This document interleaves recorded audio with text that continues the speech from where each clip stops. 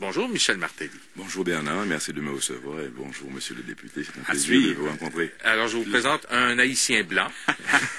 Il m'a adressé en créole tantôt. Et voilà. Ah bon, parce que vous parlez Pas créole, mal, hein? pas mal. Oui? Plus que En Wyclef pile. Jean? Ben ouais. Oui, oui. Mais il chante mieux que moi, par exemple. Vous deux, vous chantez pas pire. Alors, C'est Michel- Haïti Académie maintenant, là, non? Deux Oui, chanteurs, ben, c'est intéressant. Haïti Idol, oui, il y a certains commentateurs américains notamment qui ont fait valoir qu'avec deux chanteurs en nomination pour cette campagne électorale, on risquait d'assister à Haïti Idol. Michel Martelly, vous êtes chanteur. Bon, on a beaucoup entendu parler de Wyclef Jean parce qu'il est très connu en dehors d'Haïti. Et vous êtes même un ami, vous êtes un collègue de Wyclef Jean. Vous avez même joué sur son premier disque solo, je crois. Nous sommes copains et je lui ai parlé encore hier. Hier, on était en train de communiquer via BBM.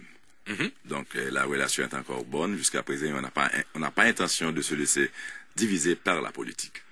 Donc, vous êtes encore amis. Encore amis. Il a bien reçu votre candidature. Il l'a bien reçu. D'ailleurs, il m'a contacté pour qu'on se mettait ensemble. Mais malheureusement, à ce moment, j'étais déjà en pleine...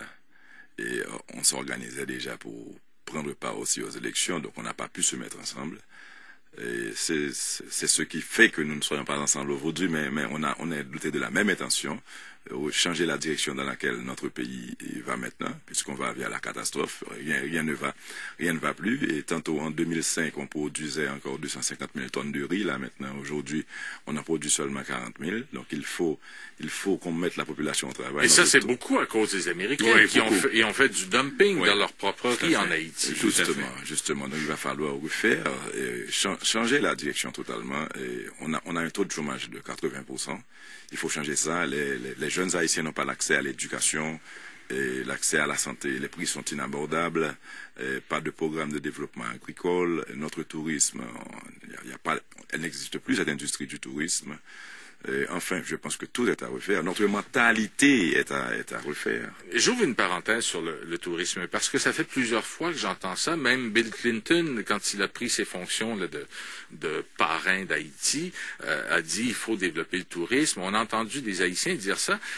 Moi, j'avoue que j'ai une certaine pudeur. Il me semble aller dans un pays dévasté, aller m'installer dans des endroits chics où on bouffe bien, où on a les moyens de faire tout ce qu'on veut. Je trouve qu'il y a quelque chose d'un peu gênant par rapport à la population haïtienne. C'est certain, mais justement, c'est le changement. C'est pour vous dire qu'on va à reculons, parce que moi, j'ai habité la commune de Carrefour dans ma jeunesse, et j'habitais juste en face de cet hôtel qui s'appelait justement l'Auberge du Québec. Ah bon? Et c'était bourré de Canadiens. Les Canadiens, d'ailleurs, jusqu'à présent, les Québécois, les Canadiens, ils ont un amour pour Haïti. Et c'est réciproque. Les Haïtiens adorent aussi beaucoup les Canadiens. Mais cependant, du point de vue touristique, ça ralentit, puisqu'il n'y a rien à voir, il n'y a pas de structure pour recevoir les gens. Enfin, même au niveau accès, c'est pas intéressant. Au niveau sécurité, c'est pas intéressant. Donc, il va falloir refaire tout ça. Mais il y a un travail de base à faire. Je pense que la première chose, et puis je profite de l'occasion de la présence d'un candidat à la présidence. Moi, écoutez, comme ministre de la francophonie ou comme envoyé spécial du Canada pour Haïti, la pire chose qu'on doit penser, c'est qu'il va y avoir un sauveur, là. On a déjà eu des sauveurs, puis ça devait aller tout croche, cette affaire-là. Alors, mais je pense qu'il faut y aller étape par étape, il faut y aller avec des besoins criants. Je suis allé à Port-au-Prince après le séisme, et puis, écoutez, on n'a même pas ramassé dans Port-au-Prince. Moi, je pense qu'il faut réfléchir sur Port-au-Prince, sur l'avenir de Port-au-Prince qui est en dessous du niveau de la mer, et que s'il y avait un ouragan ou un autre problème, une catastrophe, ça serait épouvantable. Il faut décentraliser. Alors, il faut décentraliser, mais il faut, que la communauté internationale dise, on est là pour accompagner Haïti, on n'est pas là pour créer un protectorat. Le Canada fait pas assez maintenant. Il faut que le Canada joue un rôle parce qu'on n'a pas un contentieux historique avec le peuple. Mais Denis Coderre, il y a quelques années, Denis Paradis, quand il était ministre ou secrétaire d'État, il n'avait pas avancé l'idée que le Canada annexe Haïti ou le mettre sous tutelle ou en tout cas... On parlait de tutelle, mais moi je suis totalement en désaccord avec ça. Et puis vous avez pas consulté pour dire ça. Il était le ministre avant moi, mais moi j'étais à l'immigration à l'époque, mais de toute façon, on ne doit pas donner du poisson, on doit apprendre à pêcher. Et puis vous avez parlé de riz tantôt. Il y a mesures d'anti-dumping, ça coûte 3,5 fois moins cher d'acheter le riz à Miami à 1h30 d'avion que de l'acheter à Port-au-Prince.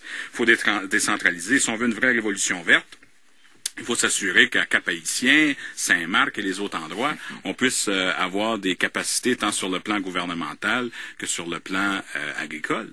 Alors, il y a plein de choses à faire, mais il ne faut pas partir en peur puis de penser que si M. gagne, il va être un sauveur. Il va faire partie de ce trait d'union, ce catalyseur pour amener tout le monde à une même table. C'est ça qui va être important. Il faut sortir des sentiers battus. Certains gens parlent beaucoup dans mes discours. Il faut d'abord ramener ce peuple à s'unir aussi, puisque entre Haïtiens, on s'entre-déchire. Il y a une division chez nous. Et on considère ceux de la diaspora, ceux qui habitent la diaspora comme des Haïtiens est différent de nous en Haïti, et pendant que du point de vue économique, support économique, ils jouent un grand rôle, mais quand vient le moment pour eux de voter, c'est comme si on n'accepte pas. Il faut changer plusieurs lois dans notre constitution, il faut changer notre mentalité, et c'est certain que je ne serai pas le sauveur, mais déjà il faudra qu'on ait un leader qui jouisse de la confiance totale de la population, un leader qui soit adulé de telle sorte que la population accepte de marcher avec ce leader, parce que la plupart des mesures qu'on aura à prendre seront des mesures impopulaires. Est-ce que, Denis Coderre, vous qui êtes un politicien atypique, est-ce que pour vous, parce que dans les commentaires qu'on a lu, oui, mais atypique. Vous êtes atypique, vous? Non, mais je vous rappelle quand même que Michel Martelly était appelé, quand il était que musicien, il était le bad boy du compas. C'est ainsi qu'on vous appelait. Bon, ça. Et Denis Coderre, c'est le bad boy de la politique canadienne. Oui. Mais donc, vous qui êtes un politicien atypique, est-ce que pour vous, c'est crédible ou pas crédible que des chanteurs se présentent à un poste comme président d'une république? J'ai aucun problème avec ça. Le problème d'Haïti, c'est qu'on a le pressentiment que c'est le rocher de Sisyphe, que c'est un éternel recommencement. Et qu'il ne faudra pas décevoir les gens. Les gens ont été extrêmement déçus. Moi, contrairement, je suis allé à une vingtaine de reprises en Haïti, et quand tu vas en Haïti, tu tombes en amour avec Haïti, puis ce niveau de résilience du peuple est extraordinaire. Sauf que depuis le tremblement de terre, il y a eu quelque chose qui a changé. Il y a eu une fragilité au niveau du peuple qui fait qu'il y a un traumatisme généralisé.